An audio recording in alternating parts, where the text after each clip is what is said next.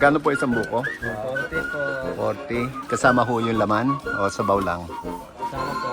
Kasama yung kayod? Okay. Saan nyo ho hinahango yan? Sa akin po, deliver po. Deliver. Galing sa puno. Galing sa truck. Ayan po ang buko rito.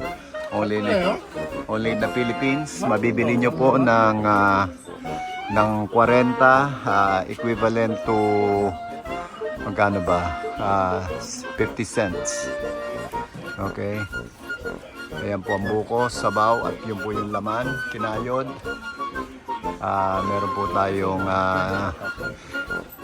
buko juice mamaya. Ayan po. Pinabayaran na po ang buko. Ito naman po si... Pangalan mo? Eric po. Mang Eric. Ang nangangalakal. Mayaman po yan. Mansyon po ang bahay niyan. Simple lang pong tao.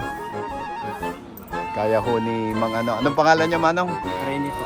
Mang Rene, mas mayaman ho yan. Ang laki ng bahay ho niyan sa taas ng Lagro. Pero simple lang ho si Mang Rene. Rene nga ba? Rene, ayan po. Ito ho, mahirap na tao lang ho ito. Ayan po. Ayan. Sideline ho to, sideline. Buko. Ayan po, buko. Yan, buko, Kinaskas na laman. buko. Okay. Tapos ito yung sabaw.